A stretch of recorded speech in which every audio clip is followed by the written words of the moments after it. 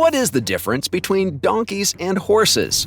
When it comes to human-animal relationships, very few can compare, in length or importance, to the ones we have with donkeys and horses. Through thick and thin, war and peace, these hooved creatures have stood beside us and provided companionship and labor that has helped shape many of the world's civilizations. So to celebrate our braying and neighing buddies, we've decided to take a closer look at horses and donkeys, what makes them special, and the differences between them.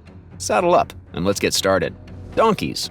Donkeys are domesticated ungulates from the equidae, aka horse, family. This means they are closely related to horses, zebras, and other equids.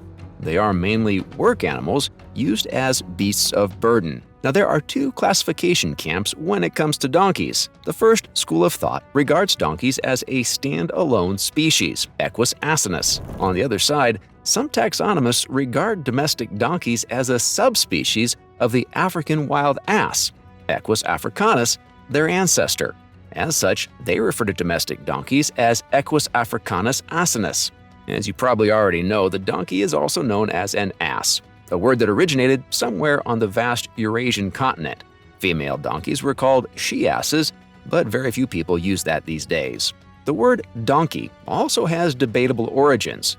Some say it is derived from the Spanish title Don, while some jokesters say an especially big-eared man called Duncan inspired the name. Feel free to believe whichever origin makes sense to you. By the late 18th century, polite society had taken great strides to clean up day-to-day vernacular, so words like donkey became more socially acceptable. For females, Jenny was the new term, while Jack was adopted for male donkeys. Young donkeys are simply known as foals. Donkeys are among the oldest domestic animals around, having been domesticated between 5,000 and 7,000 years ago in Africa. The leading theory is that modern domestic donkeys are descended from Somalian and Nubian subspecies of the African wild ass.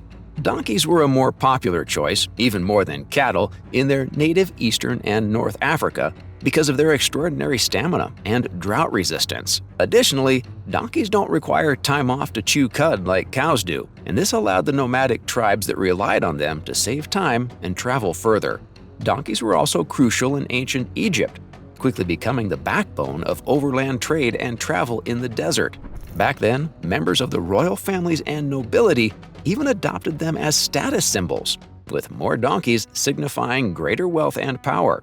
Some pharaohs even got buried with their donkeys, so they had something to carry their gold and possessions in the great beyond. The Egyptians also pioneered the use of donkeys in agricultural activities like plowing. Additionally, they also harvested donkey meat and milk. By 1800 BCE, the Mesopotamians had learned of donkeys and their usefulness, and they decided to take things to the next level through selective breeding. This quickly began a trend that spread throughout Arabia and the rest of the Eurasian landmass. In those days, breeders got creative and started specializing. Large donkeys were bred for riding in general commuting and war, while smaller breeds more suited to female and child riders were also developed. Naturally, the Greeks and the Romans also got a hold of them and spread them throughout their respective empires. Some cultures within the Greek Empire often depicted Dionysius, deity of wine, as a donkey. This was probably because Greek traders brought the sweet wines on the backs of the trusty equids. In 1495, donkeys made it to the Americas for the first time, thanks to Christopher Columbus and his transatlantic voyages. By 1600, they had arrived in the land that would become the United States, where they thrived as beasts of burden for farmers and miners. Today, there are more than 40 million domestic donkeys worldwide. In fact, there are so many that some even live feral in the wild. There are approximately 185 different breeds in total. Most donkeys are found in developing parts of the world that still rely on rudimentary agricultural approaches. They also work as pack animals that transport people and their goods, and as draft animals for pulling sleds, carts, and plows. These animals, though fairly large, do not grow to the sizes that horses can reach. Height ranges from 35 to 59 inches at the withers, which is where the neck meets the back. There is a wide weight range too, with adults being between 200 and 500 pounds. Donkeys are famously docile for the most part, and they spend most of their non-working time nibbling on grass or getting some well-deserved shut-eye.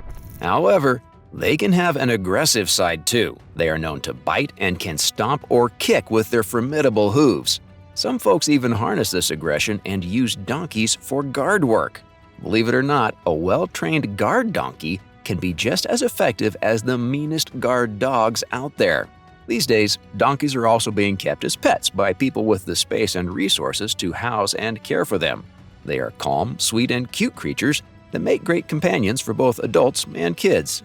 Feral donkeys, which are not to be confused with proper wild asses, are actually domestic donkeys that have reverted to life in the wild, usually because of being left ownerless. You can find vast herds and populations in California and Australia where they pose invasive risks like crop destruction and disease. Of course, donkeys are also popular choices for hybridization with other equids. Syrian and Mesopotamian kungas, the hybrid result of domestic donkeys and wild asses, were among the first known donkey hybrids. Today, though, most people are more familiar with mules and hinnies, the results of donkeys and horses. Technically, a mule comes from a cross between a jack and a female horse, while a hinny results from a male horse mating with a jenny. Horses are another prominent member of the horse family, equidae. Like with the domestic donkey, all domestic horses are directly descended from a wild ancestor, Equus ferus, better known as wild horses. Therefore, the scientific name for domestic horses is Equus ferus caballos. Of course, their lineage stretches back far longer than just the wild horses we derived horses from. The first true horse ancestor was Hyracotherium, a small multi-toed critter that lived about 55 to 50 million years ago. Over time, equids lost the additional toes, developed longer legs for faster movement, and evolved into the single-toed animals we know today. For a long time, horses and their cousins lived wild and free in the plains of Eurasia, Africa, and the Americas. Their dietary habits also evolved over time as they went from diverse browsers to specialized grazers. Eventually, humans arrived on the scene and had their own impact on horses.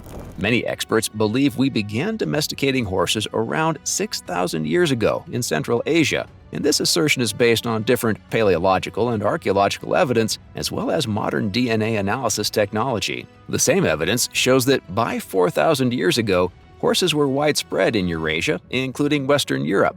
Countless bones and remains dating back to that time underline the wildfire-like way horse domestication spread. There are also horse remains buried alongside chariots of the Indo-European Shintashta and Petrovka tribes that were around during that time.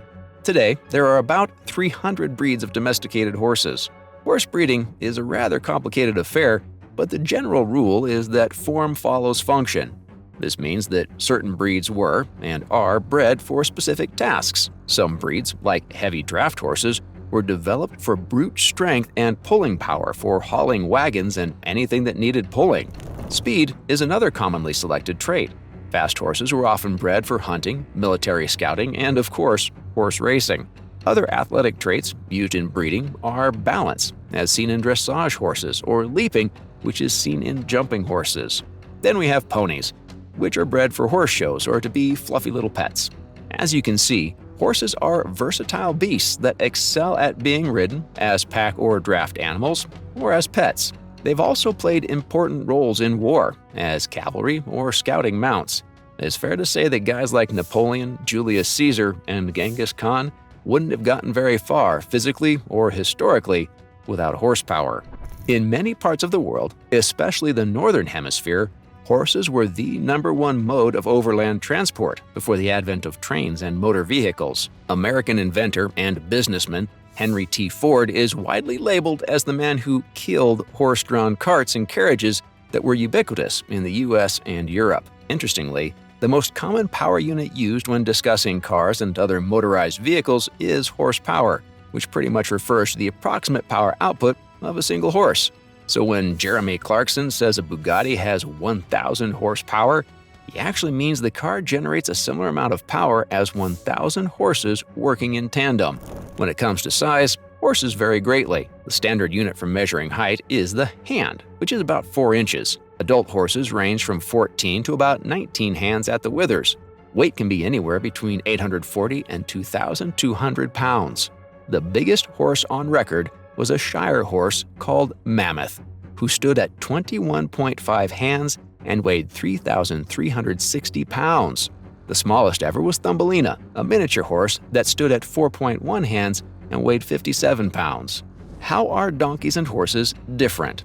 While both are undeniably equids, it's pretty obvious that horses and donkeys are still very different creatures. For starters, horses can attain much bigger sizes than donkeys, sometimes twice the size or more. Then there are other physical differences, such as the fact that horses have longer faces than donkeys, or that donkeys have proportionally thicker and longer ears than horses. Donkeys often, but not always, have thicker and coarser hair than horses too. You can also look at their backs. Donkeys have relatively flatter backs, while horses' backs are noticeably concave. Then there are the tails. Donkey's tail is similar to that of a cow, a short and simple hanging appendage that ends in a small tuft of hair. In contrast, horsetails consist almost entirely of long flowing hairs. At the skeletal level, you will find that horses have 6 lumbar vertebrae, while donkeys only have 5.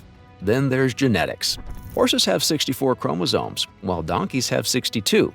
While this difference in chromosomes doesn't prevent horses and donkeys from making mules and hinnies, it is the reason why these hybrids cannot have offspring of their own. Ultimately, horses and donkeys are closely related enough to confuse certain people and even breed with each other, but they are different enough to be classified as entirely separate species.